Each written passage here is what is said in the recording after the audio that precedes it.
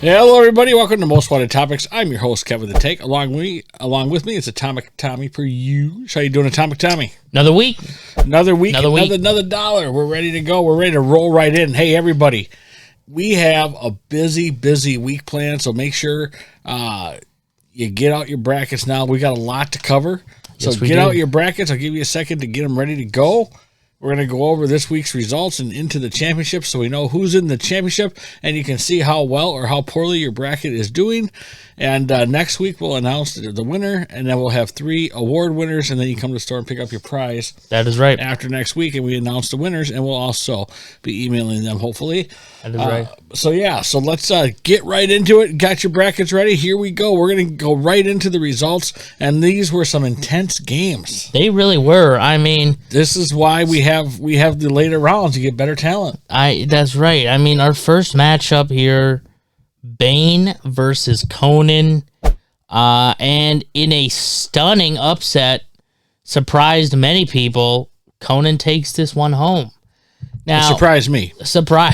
Hey, there's always an upset somewhere, right? Always an upset. But this one, Conan played this smart because he realized very quickly that Venom's strength was enhanced by those Venom tubes. So he quickly, using his agility and using his tactical awareness, was able to very quickly and very easily even out the fight a little bit, slice those tubes up.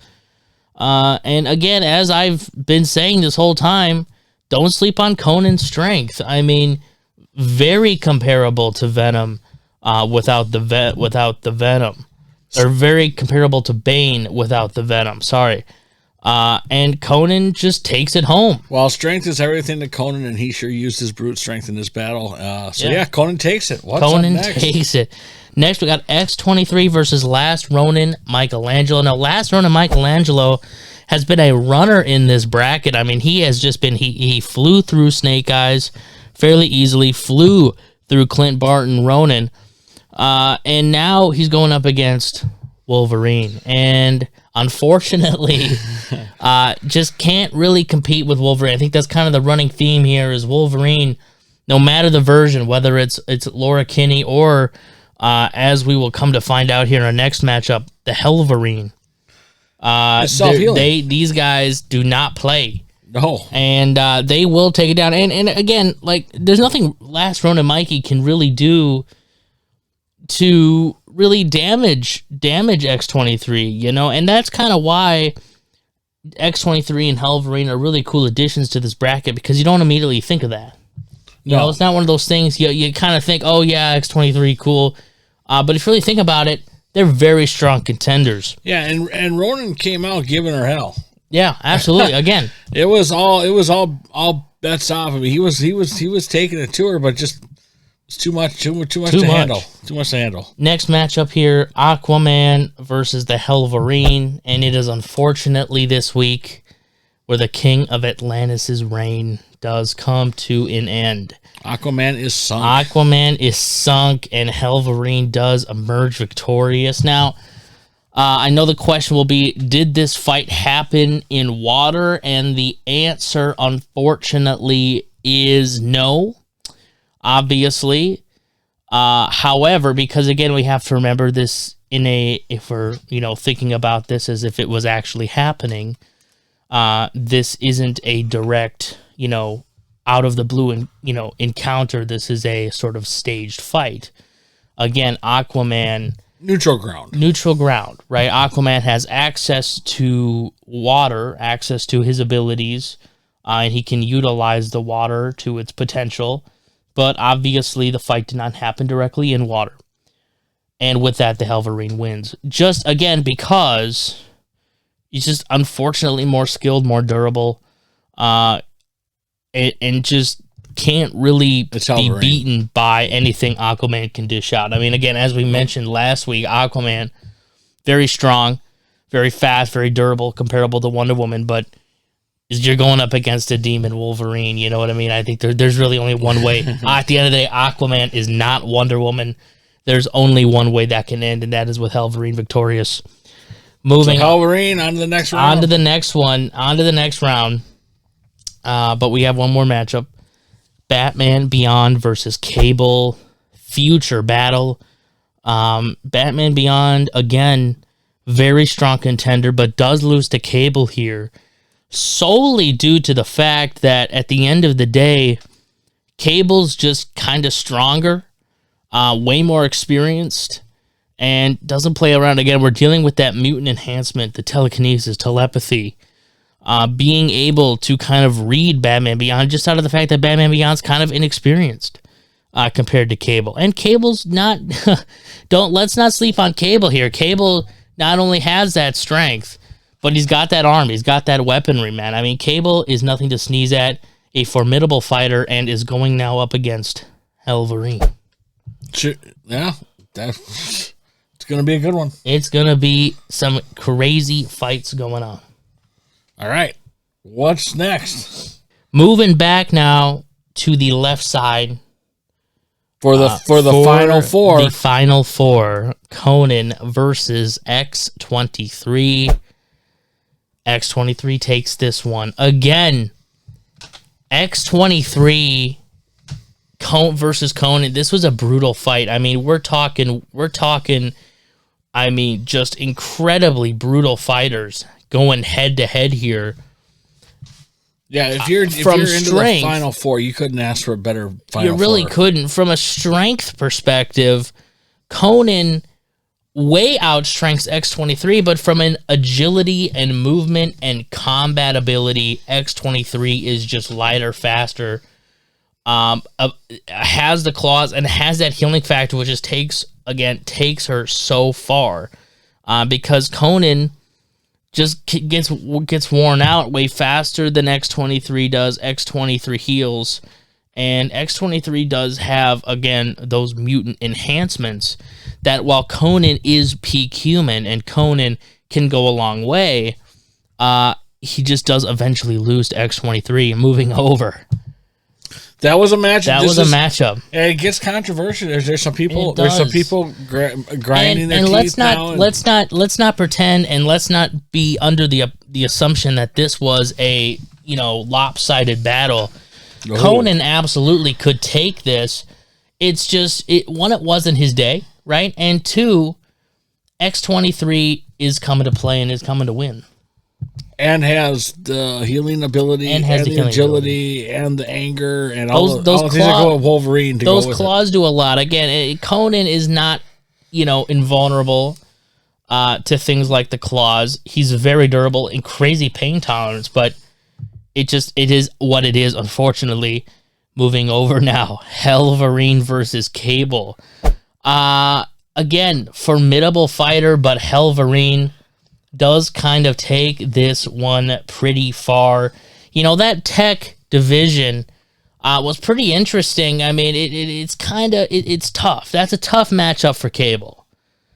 Because Cable, I mean, can put up a fight against Wolverine. But Cable ran up against a gauntlet here. It wasn't just a Wolverine, but you're fighting a demonic Wolverine. And regular Cable can put up with regular Wolverine. Like, those guys can have some crazy matchups and, again, come out pretty evenly matched. I mean, Cable has the durability, has the strength, the telekinesis, all that, and the ability and the means to counter he is a mutant. The claws. He is a mutant. But, again, we're going up against an incredibly enhanced Wolverine here. Yeah, and the demonic forces behind him. So it's a tough matchup for Cable. Cable gave it his all. But we move into the championship now. The setup, X-23 versus Wolverine. Yep. Which Wolverine comes out on top? So stay tuned for next week to find out your championship. If you think your bracket is busted, don't think so yet. We haven't added up all the scores. Remember, there's a champion and then a second and a third place in this. So that's right. So make sure you hold on to your brackets. Next week, we are going to announce the winners, and we'll see who wins the championship between Wolverine and X-23. That's right. And then we'll also announce the three winners right here next week. So don't throw away the brackets if you're upset. Don't throw them away because there's still points. You can look how you did in the earlier rounds, and that's fine. All the points adds up, I mean, that's right. Stay with it. You don't know who other people have. So hang in there for next week, everybody. All right, so brackets are put to bed for this week. Next week, it's going to be an exciting finish. And let's now talk about what books came out this week. Right. We have a lot to go over. We won't take too long, but we do have to acknowledge one specific book we'll talk about. We're going to let Atomic Tommy take this away because there was some angry folks. But before we get to Venom, because we all know what book we're talking about, we have to talk about a few other things. The book that really should have been the center of attention this week was Daredevil Cold Day in Hell. Now, I don't want to spend all our time on Daredevil, but this book was incredible. This was easily the best Marvel book of the year so far. Now, I know it's only April. There's still, well over half the year to go. But I think Daredevil is a strong early contender for either Book of the Year or miniseries of the year, or at least top 5.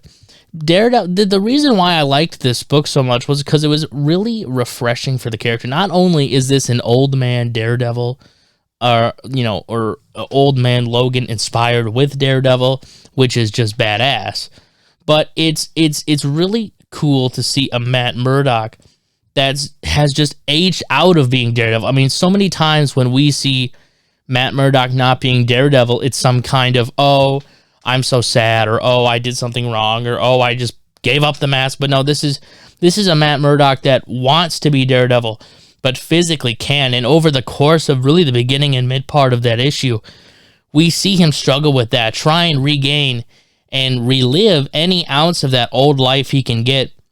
And it's really interesting. And what's also really interesting is to see the writers play into Matt Murdock's faith, make it a central part of his character, who he is and what he leans on, not only in the world that he lives in, but also in his life after Daredevil, right? And, so many writers, especially in kind of like this current Daredevil run, use Matt Murdock's, Catholic background or Catholic faith as a writing tool or some kind of just interpersonal conflict.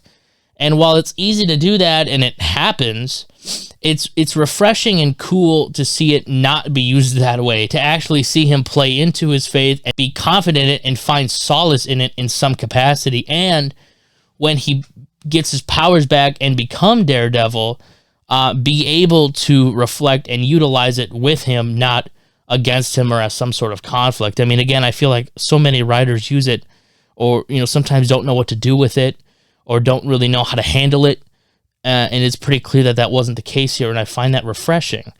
The only criticism I see about it that I can understand is that it's the dystopian future thing again. But I think that's a trope for a reason, and it's a trope because it works.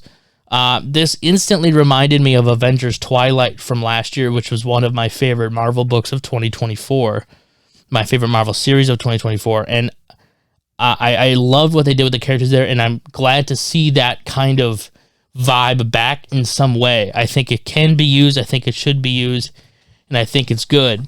One more book that we need to talk about before Venom, Absolute Green Lantern. That was another big one. And if I'm being honest, I was not a huge fan, unfortunately. This is kind of tied with Flash for that kind of bottom spot on the Absolute, tier here. One of my bigger problems with it is the art style. It's very manga-y, and while that's not necessarily a huge deterrent for me, I don't love it. I don't think DC needs to necessarily go that heavy into that style. I'm not saying it's bad or it shouldn't, be done to some extent. But it was very manga-y. It's not my favorite style. It's more of a preference thing than anything else, but it just wasn't my favorite part of it. And I wasn't really hugely impressed with the twist in the book, right? It didn't really blow me away. It didn't really surprise me. I was just kind of like, oh, okay. If you read the book, you kind of know what I'm talking about, right? And it's the only Absolute title I think is interesting to point out that doesn't really feature the main title character that heavily, right? This book, in this book, spoilers, I guess, it's not really a spoiler, but Hal Jordan isn't Green Lantern, but the book, this issue at least, focuses primarily on Hal Jordan, which I think is kind of weird because we really got nothing for our Green Lantern yet, right? It's only the first issue, but it's really the only absolute to do that in the first issue, to focus on a different character instead of the main hero character. So I thought that was kind of interesting to point out. But again, Green Lantern, not my favorite, but, as always, check it out and see what you think. Now we have to talk about what everybody was talking about. The main event. Venom, all new Venom, number 5. Finally revealed who Venom was, and it turns out to be Mary Jane Watson. A lot of people have given their 2 cents on this. A lot of people have talked about it. And here's my 2 cents. I don't care, okay? I simply don't really care who the new Venom is. I was never really that interested in the setup in the first place, by the way. Like, for the last, how many issues Marvel's been doing this thing? It was like, ooh, who's the new Venom? And your options were like, oh, Luke Cage, or Paul from Amazing Spider-Man, or Rick Jones, or just kind of stupid characters. There were a lot of guesses. But all of these suspects that Marvel was putting out did not interest me in the slightest. And if we're being honest, Venom comics have been kind of terrible for the last 3 years. I mean, if we're being honest, Venom isn't exactly a great title on the shelf. So I'm just kind of over Venom. I'm over everything they're trying to do. I liked Dylan Brock as Venom. I thought that was pretty cool. I liked everything they did with Eddie early on in the previous Venom run with the King in Black and the Meredith stuff. I think it got way out of hand and it kind of went a little too far. But I enjoyed it. I thought it was interesting. And what I don't like, but again, all of that has kind of gone away because now, I'm not caught up. I don't really know what happened to Dylan, but whatever. And now Eddie Brock is Carnage, which I don't like that at all. So really, I don't care about Venom, and I don't care that Mary Jane is Venom. I know there's a lot of people that are up in arms like, oh, why would Mary Jane be Venom? Why would this? Why would that? But I just don't think it really matters. And if we're being honest, is this any worse than what Mary Jane or what they've been doing with MJ before? Like, Mary Jane was is essentially in the main ASM title used as a point of depression for Peter Parker. So he's like, oh, I'm not with MJ anymore. He's all sad. And they keep trying to do this hero thing with her where, they tried to make her Jackpot and bring that kind of stuff back, which fell completely flat. Nobody liked that. And now they made her Venom and give her maybe something slightly interesting to do.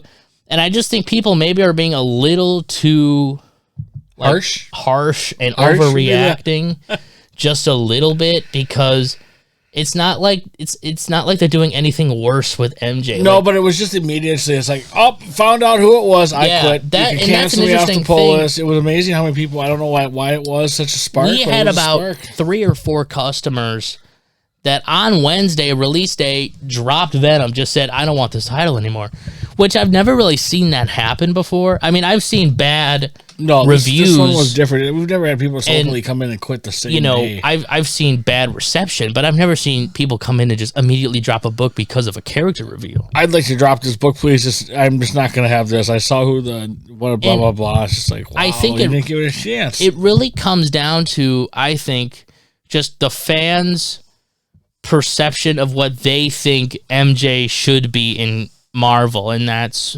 with Peter. But the reality is the editors have made it abundantly clear that they have no intention of doing that in mainline ASM. So get over it is kind of what I'm saying. You don't have to be happy with it. It's not my favorite thing in the world, but at some point you just kind of got to move on, right? And do I love the Venom MJ thing? No. Am I going to read it? And is it bringing me back to Venom? No. But at the end of the day, it's no worse than what's been going on. And I don't think it's going to change any sort of big status quo. So everybody can just calm down. Yeah, and for this, they're still going to make money on books. If you're a speculator selling it, you're not going to, whatever. It is what it is. We can all relax. Just take a breath. If you don't like it, fine. But good Lord, I mean, this is such a big point of controversy. And honestly, the big reveal, I still think it was kind of a letdown, and I really don't care. And I don't think many people do either, unfortunately. I think there's just a lot of artificial hype. Yeah. But anyway, that's my take on Venom. If you're looking for somebody to complain about it a little bit more, you can find plenty of that on the internet. Yeah, you don't need us for that. But hey, listen, let's talk about what's coming out next week. We do. There is really. I was looking through the list. Really, only one thing that grabbed my eye. Speaking of Spider-Man, that's Amazing Spider-Man #1. The reboot is finally here, coming out this week. Well, the way you poo-pooed the last Amazing Spider-Man run, it's going to be interesting to see your take on the new Amazing Spider-Man run. Deserved poo-poo. Yeah, we're going to give her 3 issues at least, though, right? We're going to give her 3. Well, I always read Spider-Man, okay? I always read Spider-Man. That's like the one character that no matter how bad it gets, I try to keep going. I mean, things it's their main character. Yeah, I mean, when X-Men is falling off a cliff, and believe me, X-Men is falling off a cliff, and Moon Knight is kind of in a rough spot, I always try to keep ASM going. I try to push through it, and I just try to keep going. And I don't really know if I have any huge expectations for this, because I know they'll probably not pan out. But I just hope it's a little bit better. I hope I hope the editors ease up a little bit and kind of maybe start to have some sort of grasp of, hey, let's not redo stupid storylines, or hey, let's not just do some weird magic crap that nobody really enjoyed. So I just hope that it's better than the Zeb Wells stuff. I mean, if you guys want me to do a deeper dive, that's coming out. A whole Zeb Wells review that is coming to the channel within hopefully the next week or so here. We've been saying that forever, but it's been filmed. It's just being edited. And that we kind of talk a little bit more about it. But the reboot's here. And I hope it doesn't suck. That's really all I have to say about that, because if I go any further, I'm just gonna get my hopes up, and then my hopes will probably be let down. All right, so this is Amazing Spider-Man is the big one to look forward to next week, and I tell you what, we have some housekeeping to do, because yes, we do. Can you believe we're already almost halfway through April? Yeah, no. My goodness, we're already coming up. We were talking about March for the longest time. By. We're already at almost the middle of April, so let's talk about May, because we have a lot going on. So May, you guys, if you follow Most Wanted Comics, we're calling them May our month of mayhem, and for good reason. Let's kick it off. We have May 3rd, Free Comic Book Day, right? Yep. Frank Fosco will be at Most Wanted Comics, kicking out some sketches, signing autographs. It's going to be awesome. So come see Frank Fosco, pick up your free comics, have fun at Most Wanted Comics. It's going to be a great day. It's going to be a great day.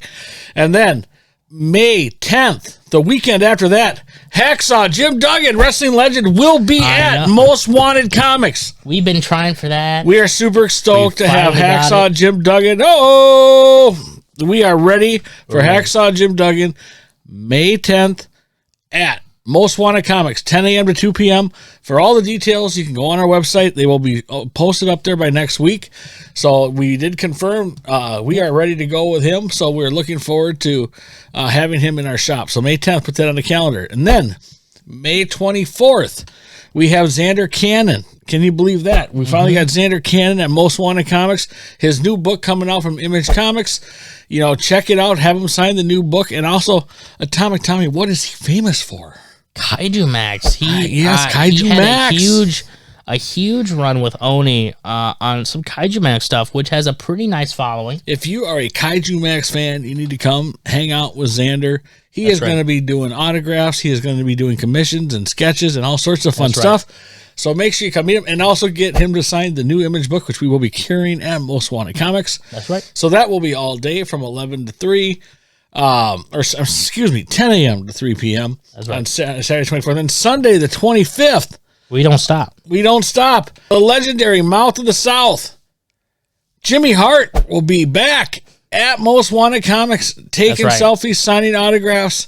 We are super excited to have. He is a good friend of the store. We're good friends with Jimmy Hart. We love having him every time he comes to Minnesota. So he is going to be in Rochester the day before, and then at our store on the 25th. That's right. So you've got 2 opportunities to see him. You can go down to Rochester on 24th, say hi, and then come again on 25th, say hi. That one, all the information is going to be posted on our website again. It's $20 for an autograph, or $20 for a selfie, or $30 for the combo autograph and selfie. Jimmy Hart is always a blast to come talk to. Come and see him. Bring your family. So that's May 25th. Whew! That is big month. That is a big month. And then we'll have some exciting stuff to talk about for June. Yes. But stay tuned. Of other announcements in the month of Mayhem in May. We'll have more coming out of a possible new location. We gotta throw that out there. So we'll have more information on that coming. So stay tuned. Follow us on mostwantedcomics.com or follow us on Facebook, Most Wanted Comics. If you like what you see, make sure you smash the like button and subscribe to our channel, because we want you to stay informed at Most Wanted Comics. And as summer vacation comes, if you're out of state watching us and following us, we do have a good reason for you to make it a stop. If you're coming to the Mall of America, we're only 7 minutes away from the Mall of America. Only 7 minutes. And you know what? Barely a drive. If you are coming to see the Mall of America or any of the sites in Minneapolis, or going to a Twins game, whatever, we are right in Bloomington. We are just minutes away. So make sure you put us on your list of stops to make if you want to see a cool shop. That's right. We have nostalgia. We have toys, cards, comics, all sorts of fun stuff to wet the nostalgia whistle. That's right. So with that being said, that's pretty much the housekeeping today. We have to do shout-outs. Shout-outs. Matt and JD, shout out to you guys. Hey, shout out to Dan, Amazing Spider-Man fan. Hey, shout out to Jimmy the Sousa. Jimmy the Sousa. Hey, Rick and Melissa. Rick, all seriousness, prayers with you this week, bud. We will be thinking of you all week, Rick, and prayers go out to you. Hopefully everything goes well. That's right. And make sure, Melissa, you keep us posted, please. Yes. So Rick and Melissa, shout out to you guys and prayers with you. And then, of course, also we want to say a special shout out to the Gossovich family. We also want to say a shout out to Mark, and hi, Mark, from the Aquaman fan club over there. Brian, Jeff, Ryan, Jim, Liz, Sheila, Jeff, Shanice, Sydney, Larry, Shanice, and Jamie. Gotta say a shout out to you, girl. Jamie, special shout out to you. That's right. And then, of course, we gotta say hi to Pat, and we gotta say hi to Caleb. If you want to be on the list, we gotta say hi to Mike the Hanks. Mike the Hanks. We're shout out to you. Hey, if you want to be a part of the shout outs, if you're feeling left out, make sure you send us an email or put a comment on that you want to be a part of the shout out next week, and we'll be happy to include you.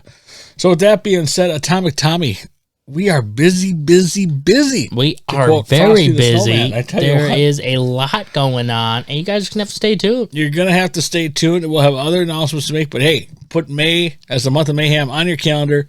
Big doings at Most Wanted Comics. Big doings. Have a great week, everybody. We will see you next time.